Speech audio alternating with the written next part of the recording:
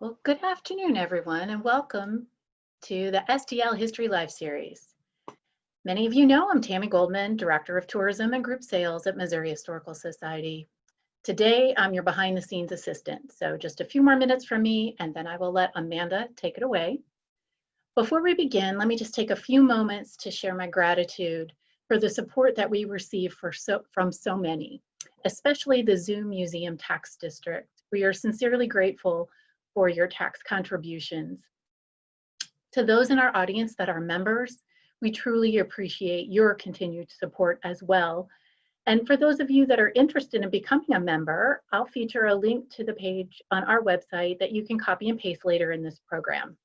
Just a few more technical points to mention regarding our program today, and then I promise you I will let Amanda take this away. This program today is about 30 or 40 minutes, and then it will be followed by a question and answer session. You can submit your questions through the Q&A tab that you'll find at the bottom of the page on the toolbar. Please submit your questions towards the end of the program, and I'll prompt you to remind you. And then our presenter, Amanda, will do her best to get to as many as she can. The great news is we've captured everybody's email, so in case she can't get to all of you, she will certainly follow up after the program. Also today, I wanted to point out we're featuring closed captioning. That button you can also find at the bottom of your screen in the toolbar, and you can just click the closed caption button to turn on how you would like that to read for you. So today, you've tuned in for another one of our tour takeovers. We just began this last week. We started this because we're just not able to get on a bus right now. So I thought we would do the next best thing, use the magic of technology to transport you to places on your screen. Now keep in mind, I've asked the impossible of our tour guides, and I've heard it, believe me. I've asked them to condense a 2 or 6 hour tour program into a mere 30 minutes, but I'm confident that they can do it, or they'll yell at me afterwards. So today's program is part of our CSTL Tours, which is a new program that Amanda will tell you all about. This particular one is More Than an Arch. It's led by Community Tours Manager Amanda Clark. And with that, I'm going to let her take over. Thank you, Tammy. Hello, everybody. You'll see I have a little bit of a different background because I'm actually at the museum today. I am not broadcasting from my kitchen, so I'm actually out in the world. Today's tour, or talk, as she said, is called More Than an Arch. And so that's just kind of a play on the idea that, the city has so much more history than just the big shiny arch thing, even though I love the arch and I can't not take a picture of it whenever I drive by. But I'm going to cover St. Louis history, just kind of general stuff, kind of give you a background, maybe it's a refresher, or you'll find out some new stuff. I can't help but throw in some fun things that I find. I'm going to cover St. Louis history from founding to about the World's Fair. So if I'm only going to get 25 minutes, we're going to go deep into those topics. And then in a later date, I'll do another one where it's from the World's Fair to more to present day. So just so you know, we're going way back in time. So before we get started here.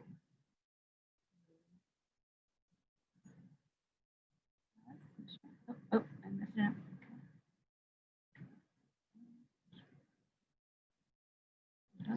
Zoom share. Okay. More Than an Arch is our tab. And this is me in my time machine. You can see, I made sure my hair looks kind of like that lady. This is a fun photo I actually found in the Missouri, in the museum's collection of images. And it's a lady on a train, actually pretending like she is driving a steam locomotive. Let's pretend that's me in my time machine. So first of all, a little bit about CSTL Tours. Before we get started, we just launched technically officially yesterday. Tours went live where you can purchase tickets for walking tours, and those will be starting July 6th. And we will have you out in the different neighborhoods. Those are all neighborhood based. So if you've ever wanted to know more about Old North St. Louis or Soulard or the Central West End, or even a place as familiar as Forest Park, where we have pulled stories that are not very familiar and are not easily, you know, well known, those are the kind of tours that will be given. And those are all live on the History Museum's website. And you can buy tickets and come see me. And those are small group tours. And we will be distanced and all of that. All right, so here we go. So I'd like to do some time travel. So we're going to go from present day Arch, and we're going to head back in time. We're going to do a little backwards time travel, the old days of St. Louis.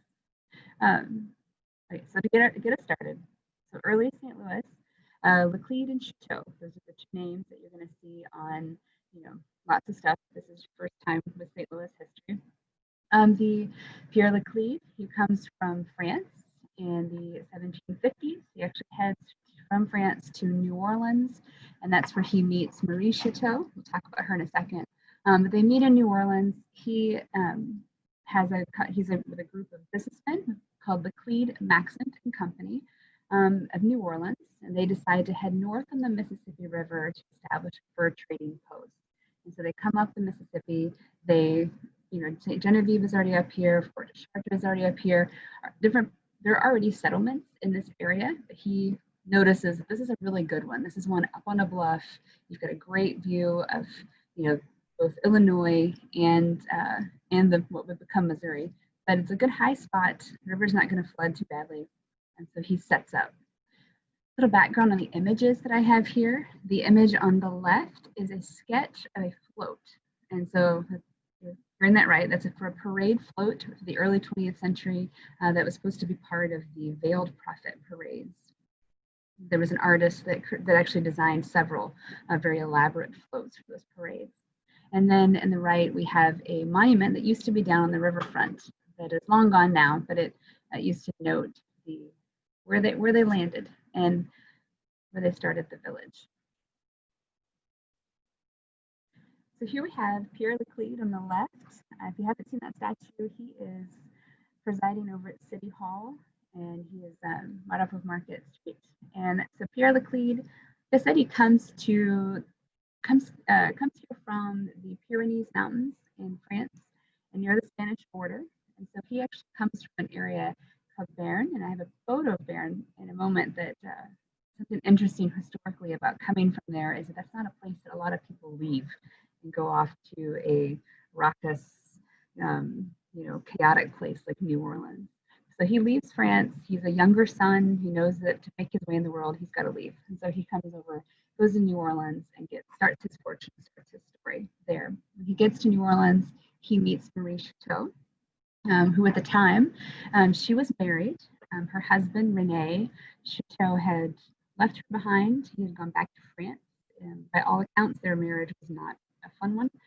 So he either leaves her or she tells him to go. I'm going to go with she told him to go from the look on her face there.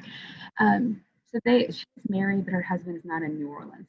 She's not divorced. She can't legally marry Laclede, but they do have a romantic relationship. They have several children together.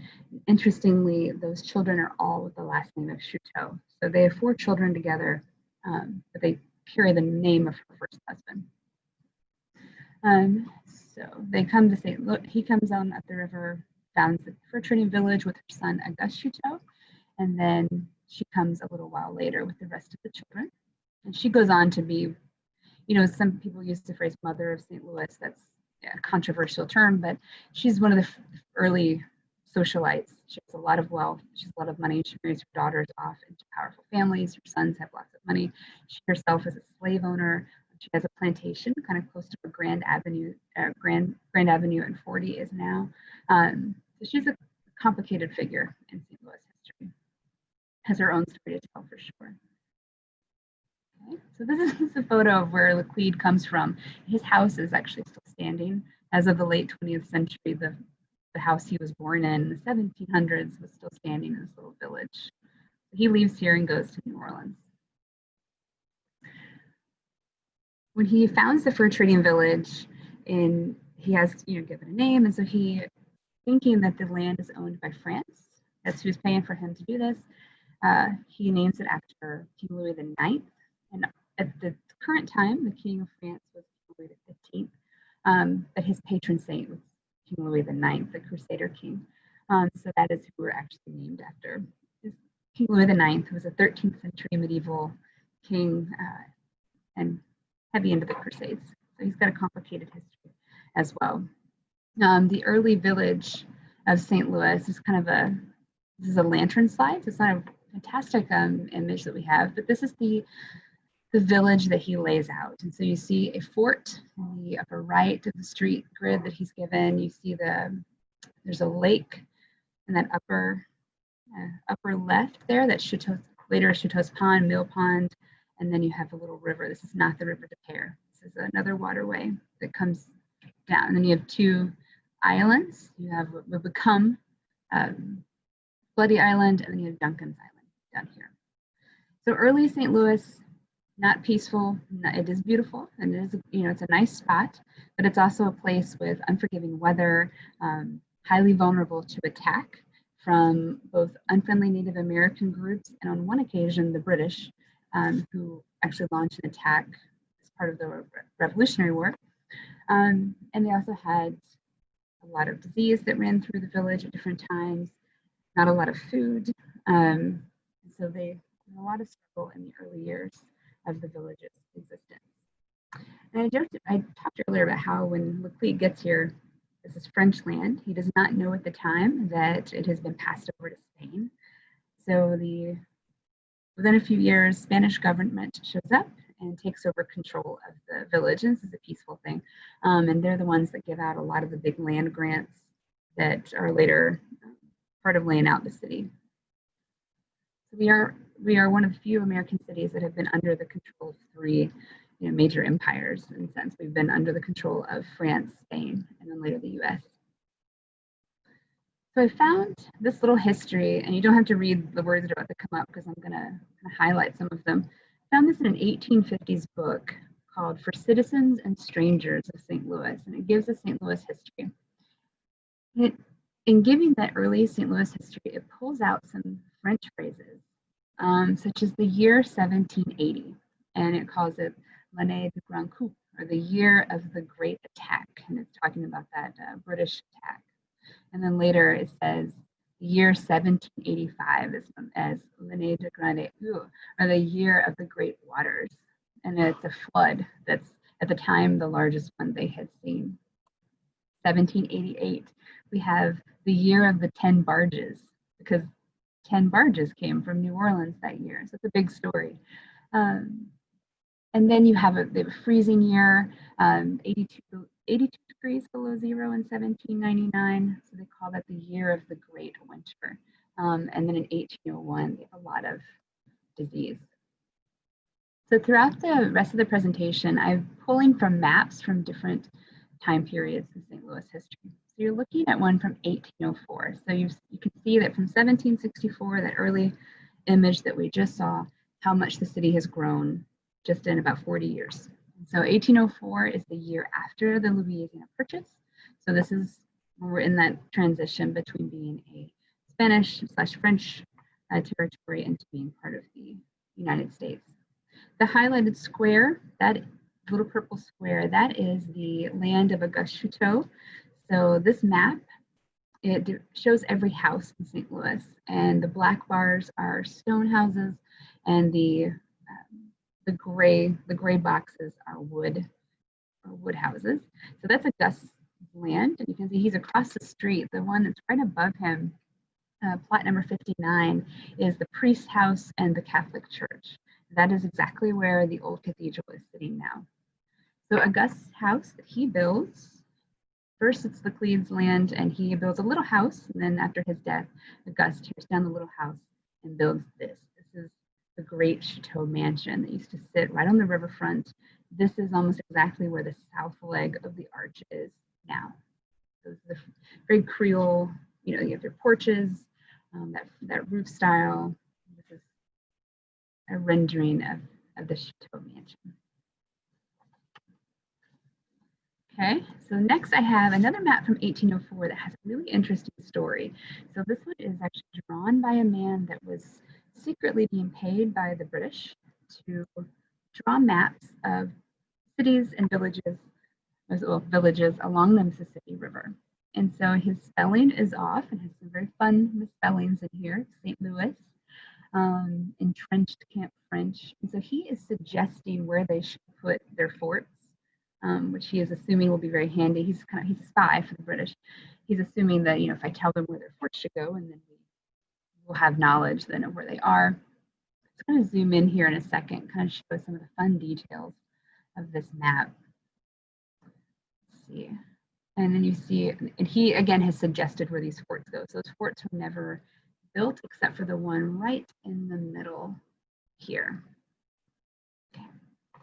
So we see a close-up of the village, the suggested forts out there. He has the direction of the Mississippi River wrong, saying that it's running north. We have a sandbank there, and you can see where he's suggesting you put fortifications. His maps are published, or not published widely. They're very, very rare because he destroys a good chunk of them because of the sale to the US. And so he needs them to kind of go away. But again, he was a spy for the British, and then he needs no one to find out what he was doing. So these are very rare maps to find. And his last name is Collet, Collet, if you want to dig up any of his maps. Okay, so in 1803, we've got the 1803, we have the famous Louisiana Purchase. Thomas Jefferson, there on the right, purchases from Napoleon Bonaparte. He purchases 828,000 square miles of French land for the US, and it's a $15 million purchase. Quite the deal, quite the steal. In St. Louis, this has a really special, forget Lewis and Clark, we're not to them yet, but it has really special significance here because the whole thing kind of wraps up here in St. Louis. They sign the final papers, and we have something called Three Flags Day here. And they change out ceremoniously, they change out the flags, Spanish flag, the French flag, and then the American flag. And it's Jefferson who sends out, in 1804, sends out the Corps of Discovery, Lewis and Clark and Sacagawea, and sends everybody off to explore. And they don't leave exactly from St. Louis. They leave from 10 miles north of here. Still claim them.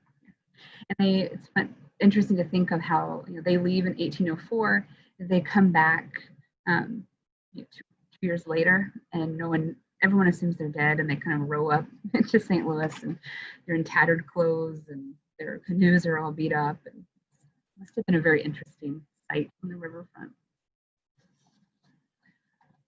So our next map we have is 1820s St. Louis. So this is when some of the land of the Chouteau family. So if you look to the right, you've got Chouteau's Pond. It's quite large there. You have Market Street running down here. And this is turned.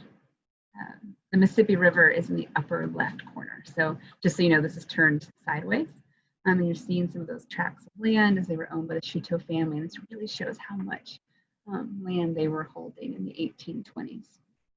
So 1820s, this is when St. Louis becomes, so this map is drawn in 1822. We were already a US state. We became a state in 1821. We had 5,000 residents, and we had just within, by 1830, we had a mayor. We were our own Catholic diocese. We had a courthouse. We had our first hospital, the Melanphy Hospital, and we had St. Louis College, which becomes St. Louis University. We also had the U.S. Arsenal, which is still here, and Jefferson Barracks was here as well. That all happens between the 1830 and 1830s, 1820 and 1830.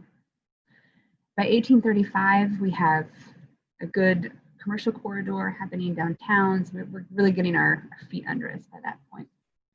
Our next image, we're going to do our next little time travel. So this is 4th Street looking south. And if you see that dome kind of off in the distance, you are seeing the old courthouse, the old courthouse. So the original version of the domed courthouse that we have downtown. This is that original iteration of that. This is a drawing kind of looking from Washington Avenue south. And we're going to go what that view would look like now, looking down 4th Street. Let's find these are fun to kind of go back.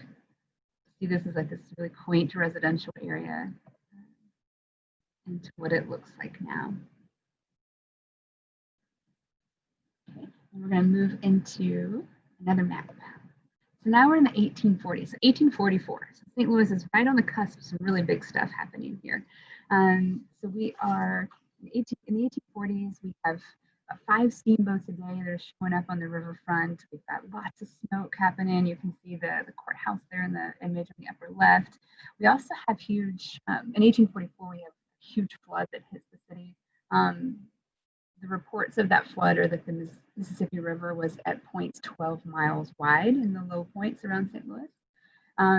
We also have a huge influx of immigrants that come in the 1840s. So you have the Germans and the Irish of big numbers.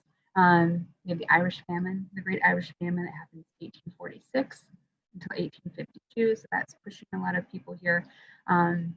And then we also have a few years after that in Germany, you have a political rebellion, a series of political rebellions, and that pushes a lot of people to the US, and they do come to St. Louis for several reasons. We have a lot of familiar culture here and industry and things that are bringing them here.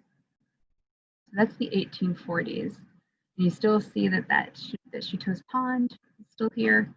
It's going to come into play in just a moment. And then you also Duncan's Island and Bloody Island down at the bottom. And then we have, which I think we're all going to have to rewrite our histories because we say that 1849 is the worst year in St. Louis history. 2020 is kind of a weird one. So here is the mayor of St. Louis in 1849. And this is a rough year for the mayor. He's only mayor for a year. This is the year that we have our cholera epidemic, which wipes out a huge chunk of the city. But before the cholera hits, we also have on May 17th, we have the White Cloud steamboat that catches fire on the riverfront and burns down almost 400 buildings and 23 boats that sink that night.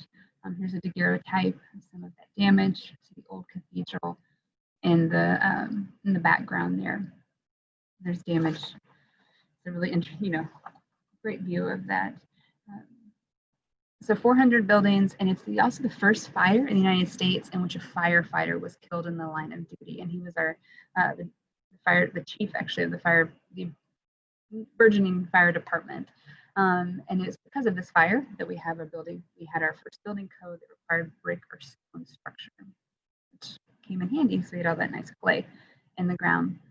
So while we're also dealing with the fire, we're dealing with our huge cholera epidemic that is running rampant throughout the US in different cities. It comes to us from New Orleans mainly, and by July of that year, it has killed almost 5,000 people here in St. Louis, about 6% of the city's population.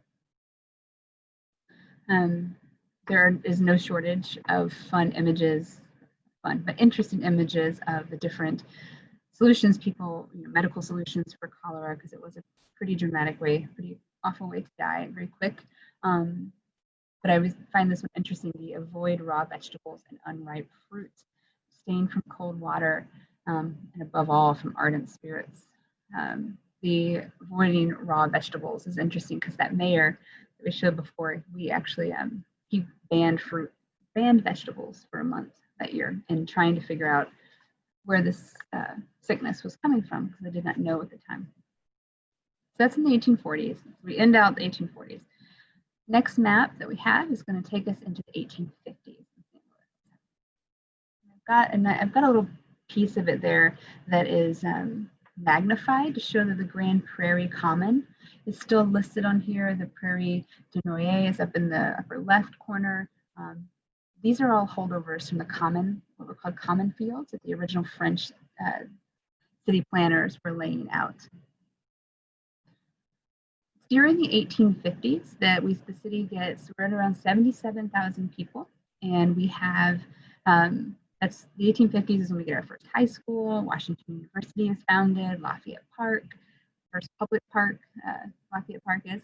And then the boundaries are pushed. The city starts to grow out to Grand Avenue is how far that's going. And in 1852, the first whistle of a train leaves from St. Louis, and it goes from Cheltenham, which is now Dogtown, and pushes west from there, eventually making its way to Jefferson City.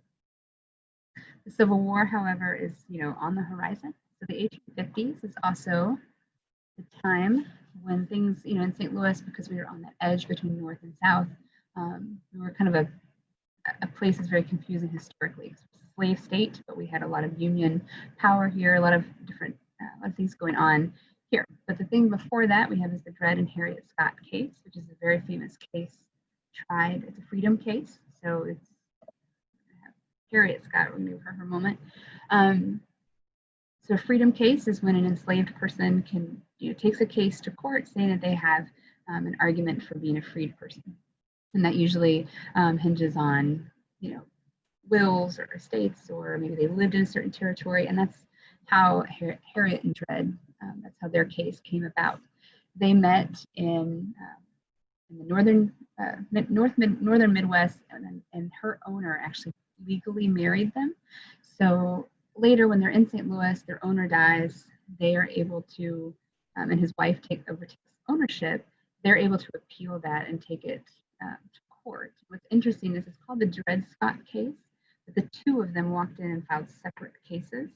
Their attorneys, however, decided to combine those two cases into one and call it the Dred Scott case. However, modern historians are able to look back on that and say that the fact that her owner is the one that legally married them actually gave them a much stronger case had they gone with hers, that her claim to freedom was much stronger than just his.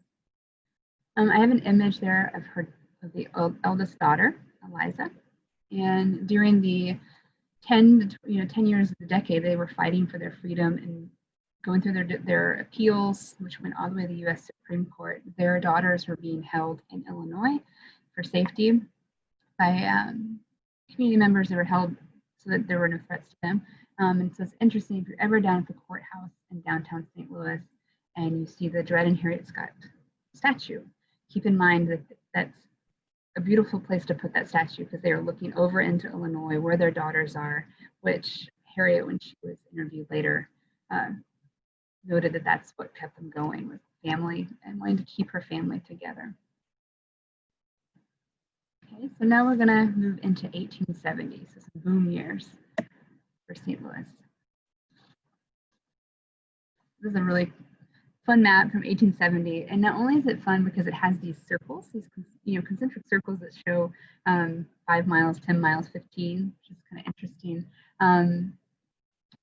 of the city. It also, if you notice in the upper left, the name of the map, St. Louis and Environs, 1870, and go a little bit lower and it says the future great city of the world. So this is a time when St. Louis is growing rapidly, and we have infrastructure being built quickly. This is the time when Tower Grove Park and Compton, the reservoir at Compton Hill, Fond du Lac Park, Forest Park is being built. I mean, the city is just really embracing a lot of modern ideals and growing into a modern city, what will be one of the great American cities at the turn of the century. Also, this is the time when the Eads Bridge is built in the 1870s. It opens in 1874. That's a whole nother presentation. Literally talk on that for 30 minutes. So then we are going to, so I found a really fun image of downtown St. Louis in the 1870s. We're going to leave this map here. Oh, that's not St. Louis in the 1870s. We get time travel. So I'm going to find that exact same image. 1870s. So you've got the courthouse on the left, the peerages lined up. You have the Planters Hotel out there. Seeing what 4th Street looked. I'm gonna go back and then do it again.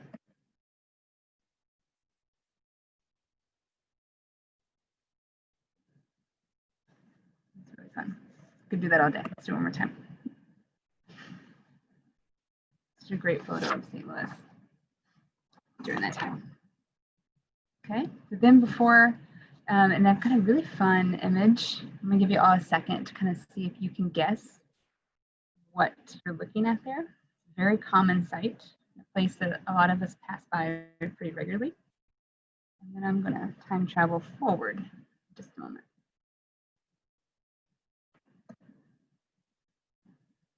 And this is the western entrance to Tower Grove Park off of Kings Highway. So again, we've got, this is in the 1870s when the park opens. no trees there. And that is the park as it looks now. So our next map, I'm going to go with. So this map is just at the turn of the century, right before the turn of the century. And it shows in that upper part of the map, you can see there's an illustration that includes some clouds or smokestacks. Those are actually, smokestacks there. This map is post the 1896 tornado that hit St. Louis in May of that year. It's one of our biggest disasters that struck the city. It starts in Lafayette Square, scrapes through Soulard and then downtown Riverfront, and then goes over into East St. Louis as well. So this is what the city is looking like at the turn of the century. Union Station at the lower left, and you've got advertisements all at the top there. This is, at this point, we are now reaching 575,000 people that live here. So we're the fourth largest city in the nation, behind New York, Chicago, and Philadelphia. 19% of our population is foreign-born at that time, but 41% of them had foreign-born parents. It's an interesting statistic there. It's also a very congested city, a very dirty city, lots of smoke, pollution, and it's not a very healthy place to live. St. Louis, however, had a pretty low death rate from disease versus a city like New Orleans that had about twice the death rate per year for disease for a city of smaller size. Okay. Move into that. Back to that 1896 tornado. I have some fun images, some interesting images here. This is the first city hospital. This is the original building that was built in the mid-19th century and damaged in the tornado of 1896. And this is what it looks like now. This is the building they replaced it with in the early 20th century, and what that building looks like now. I'm going to show a common spot. Okay. Another thing about the turn of the century is the city has a lot of upheaval with governing. So we adopt a new city charter. We also have we have a strike, a big general strike, or a transportation strike in 1900. And in 1900, we have a transportation strike that over 3,325 streetcar workers of the St. Louis Transit Company walk out on strike. And so people had to come up, the strike lasts for quite a while. But this is an interesting image I found in the Historical Society's collections, and these are people improvising because they did not have streetcars or buses, things like that. So they're improvising on a big wagon, and they're posing for this photo in downtown St. Louis. So the next big thing is we are going to get to the World's Fair real quick before we wrap up.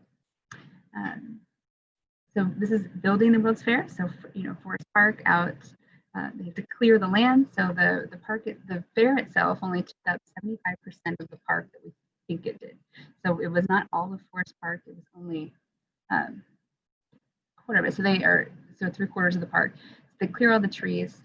They also had to clear something that is not talked about a lot, and that are Native American mounds that were in the park. That one on the left, that is an image of a Native American mound that sits in the spot where the art museum is now, and that is a drawn map on the right of those mounds. So the ones in the lower part of the image are the ones that are at the top of what we know of as Art Hill, and those others, top of the image, but against the water, were at the lower, where the Grand Basin is now. Something not a lot of people realize that there were mounds as far west in St. Louis as out into Forest Park, and at the turn of the century they were there. This is a fun time travel. So this is a map of Forest Park, but only some of it, right? So we have Forest Park on the left, only up to about where the History Museum is, and a little bit further out, and then you have Des Moines and WashU on the right. And if I overlay this with a map of the fair, you'll see just how much of the fair was actually over. You can see that map kind of laying over it how much it was actually over in where Washu is and Daman. There were exhibits and large structures over there, and exactly where everything sat. So here's a common image. So you're sitting on Art Hill and thinking, oh, I bet the World's Fair was amazing here. This is what that would have looked like if you were sitting in that spot during the World's Fair.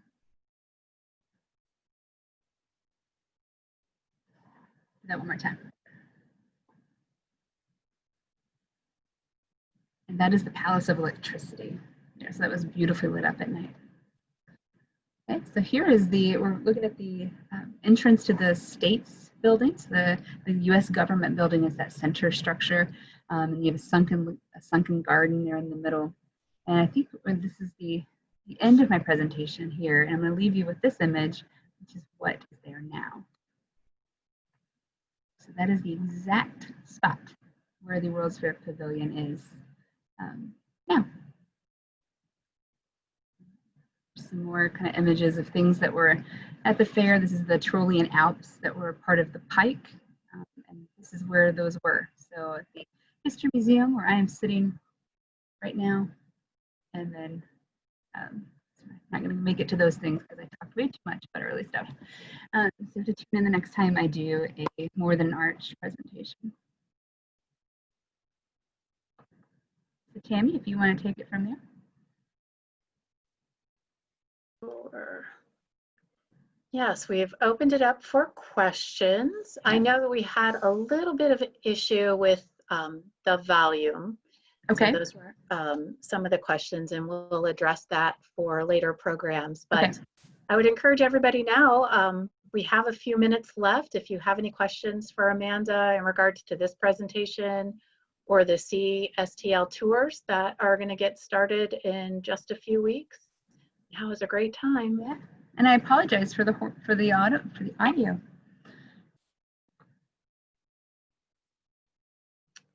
Give it just a few more minutes. Do you have a song and dance you want to do?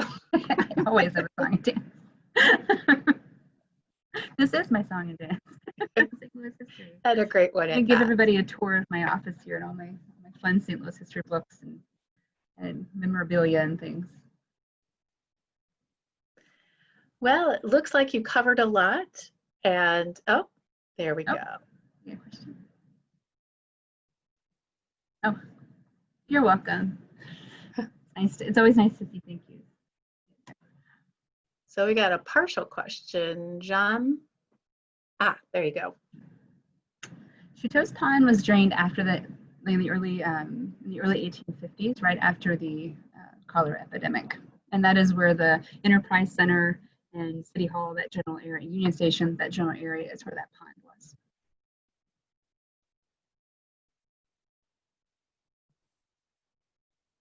Today would have been a great day to be out and walking around on a tour, don't you think? I agree. I can't wait. I cannot wait to have everybody out, or small groups. I can't wait to be out there showing the city off. Yes, the walking tours start July 6th and will be almost every day at 10 a.m.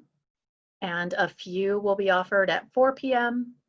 And there's even some more virtual programs that will be much more in-depth and interactive. And my stalling tactics work. Look, we've got 2 more questions. I know, so that's a good question. And I want to note the virtual tours that she was just talking about are going to be really interactive. They're not just presentations like this. They're actually a small group and we'll be talking and doing trivia and doing fun stuff. So someone asked, why were the 1904 buildings only temporary? That was par for the course for the World's Fair. Most World's Fairs only have 1 or 2 structures they leave behind, and they had to build them quickly. So they're building like almost a massive city, palaces, and these huge structures in a short amount of time. So they built them out of impermanent material.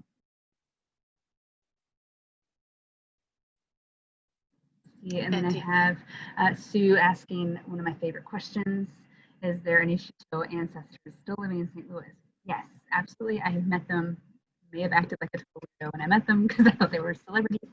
But there are several family members here. It is a large family. There are members here, Kansas City, Oklahoma. And in California, there is a federal judge that is actually named Rene Auguste Chouteau. And he looks just like Rene Auguste Chouteau. So maybe they're vampires, I don't know. But yes, the family is still out there, and it's a great historic family. There are books written about them with their genealogies, and they're very active online. They have websites where the different family members post a lot of family history that is available to the public. Well, wonderful. Thank you so much, Amanda, for this really great presentation and time travel tour. I look forward to the next one. For all of you, thank you so much for tuning in today. We do, as we always do, have a wonderful brief survey that will pop up in your browser. If you could just take a few minutes to complete that. Your answers are extremely important to us. It helps us build our programming and get even better at what we do. And of course, as I mentioned earlier, if you are so inclined and would like to provide a donation and support the institution, the link is right here noted. And we have a full week next week with programmings on probably the best day of the year, June 16th. It's my birthday. There's a program that Shakia has on Juneteenth. On June 17th, we have another Chow and Chat. On Thursday evening, June 18th, there's a dance party. And on Friday, again, we'll have a tour takeover looking at the Great Rivers confluence, the Mississippi and Missouri rivers. So with that, we will sign off and wish you a wonderful weekend, and we'll see you next week. Thank you. Everybody.